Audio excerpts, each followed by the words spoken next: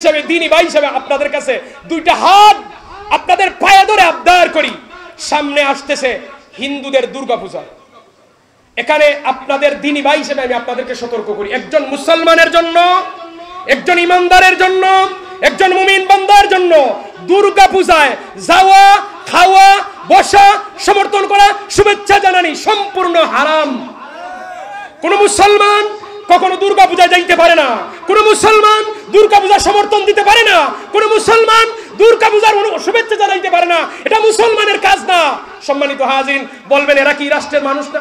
অবশ্যই। আমার যেমন নাগরিকের অধিকার আছে, তার নাগরিকের অধিকার আছে। আমি আমারটা করতে পারলে তারটা সে করবে। কিন্তু আমি আমার মিলাদুন্নবীর মাহফিল করছি, মুসলমানরা বসবে, আমি জুমায় যাই, মুসলমানরা যাবে, আমি ঈদে যাই, আমরা মুসলমানরা যাই।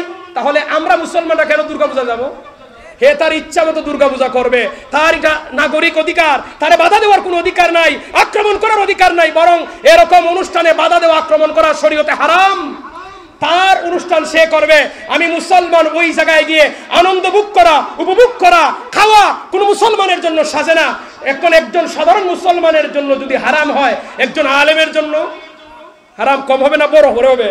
কারণ উনি দায়িত্বশীল ব্যক্তি, উনার মানুষ অনুসরণ করে, উনি যাবে না, উনি বাধা দিবে, উনি সমাজের মানুষকে বুঝাইবে। সম্মানিত হাজিরিন, একজন হিন্দু যদি বিপদে পড়ে, হসপিটালে পড়ে মারা যাচ্ছে, টাকার অভাবে চিকিৎসা করানো যাচ্ছে না, আপনি মুসলমান পকেটের টাকা দিয়ে তাকে চিকিৎসা করান, মানবতার সেবার সব পাবেন। একজন হিন্দু রক্ত পাচ্ছে না, তার ধর্মের মাঝে রক্ত নাই, আপনি মুসলমান আপনার শরীরের রক্ত দিয়ে তারে বাঁচান, কোনো অসুবিধা নাই, এটা মানবতার সেবা। সরকার থেকে বরাদ্দ আসছে, আপনি হিন্দু একজন অসহায় পড়ে আছে, তার ঘর বানিয়ে দেন, মানবতার সেবা, কোনো অসুবিধা নাই। মানবতার ক্ষেত্রে আমরা সব অধিকার তারা পাবে, কিন্তু মহব্বত হবে একমাত্র এক মুসলমান আরেক মুসলমানের সাথে। বেধর্মীর সাথে আমাদের মানবতার সম্পর্ক, মহব্বতের কোনো সম্পর্ক নাই। একজন হিন্দুর সাথে আপনার সামাজিকভাবে চলাফেরা থাকতে পারে, একসাথে বসে বাজারে চা খাইতে পারেন, কোনো কারণে তার বাড়িতে যাইতে পারেন, তার বাড়িতে গিয়ে সাহায্য করতে পারেন।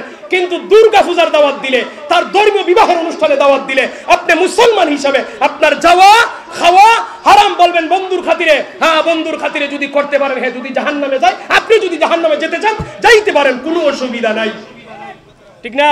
হে জাহান্নামে গেলে আপনিও যাবেন, অসুবিধা কি? সম্মানিত হাজিরিন, আমরা মুসলমান হিসাবে দুর্গা পূজায় যাব না, বলি ইনশাআল্লাহ।